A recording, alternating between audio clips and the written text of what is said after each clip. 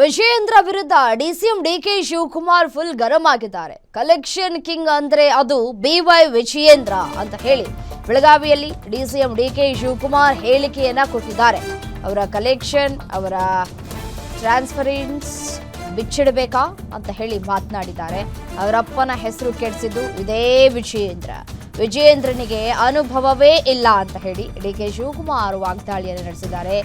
ಯಾವ ಖಜಾನೆ ಖಾಲಿಯಾಗಿದೆ ಅಂತ ಬಂದು ಹೇಳಿ, ಈ ಬಗ್ಗೆ ಸದನಕ್ಕೆ ಬಂದು ಪ್ರಶ್ನೆ ಮಾಡಲಿ ಅಂತ ಹೇಳಿ ವಿಜಯೇಂದ್ರ ಅವರಿಗೆ ಸವಾಲನ್ನು ಹಾಕಿದ್ದಾರೆ ಡಿಸಿಎಂ ಡಿಕೆ ಶಿವಕುಮಾರ್.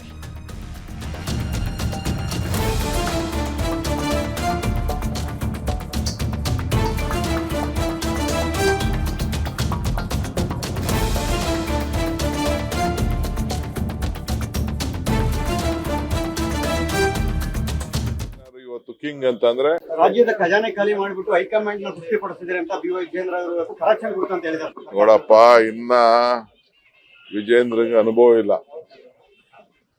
ಖಜಾನೆ ಯಾವ ಖಜಾನೆ ಖಾಲಿ ಆಗಿದೆ? ಯಾವ ಖಜಾನೆ ಖಾಲಿ ಆಗಿದೆ? ಜಾಸ್ತಿ ಆಗಿದೆ ಅನ್ನೋ ಹಿಂಗೆಲ್ಲ ಮಾತಾಡಿದ್ದಾರೆ.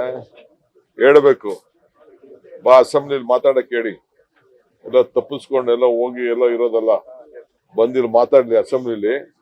ಅದ್ ಯಾವ ಖಜಾನೆ, ಯಾವ ಕಲೆಕ್ಷನ್, ಅವ್ರ ಕಲೆಕ್ಷನ್, ಅವ್ರ ಅಕೌಂಟ್ಗಳು, ಅವ್ರ ಟ್ರಾನ್ಸ್ಫರ್ಗಳೆಲ್ಲ ಬಿಸ್ಬೇಕಾ? ಬಂದ್ ಅಸೆಂಬ್ಲಿಲಿ ಮಾತಾಡಕ್ ಹೇಳಿ. ಮಾತಾಡ್ತೀವಿ, ನನಗೂ ಗೊತ್ತಿದೆ ಏನೇನು ಮಾತಾಡ್ಬೇಕು ಅಂತ.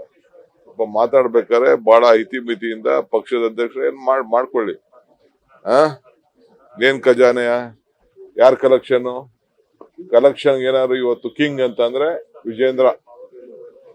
ಅವ್ರ ಅಪ್ಪನ ಹೆಸರು ಇವತ್ತೇನಾದ್ರು ಇಳಿಸ್ಬೇಕಾದ್ರೆ ವಿಜೇಂದ್ರ, ಅದನ್ನ ಮರಿಬಾರದು. ರಾಜ್ಯದ ಖಜಾನೆ ಖಾಲಿ ಮಾಡಿಬಿಟ್ಟು ಹೈಕಮಾಂಡ್ ನ ತೃಪ್ತಿಪಡಿಸಿದ್ರೆ ಅಂತ ಬಿ ವೈ ವಿಜೇಂದ್ರ ಅವರು ಕರೆಕ್ಷನ್ ಕೊಡ್ತು ಅಂತ ಹೇಳಿದ್ದಾರೆ.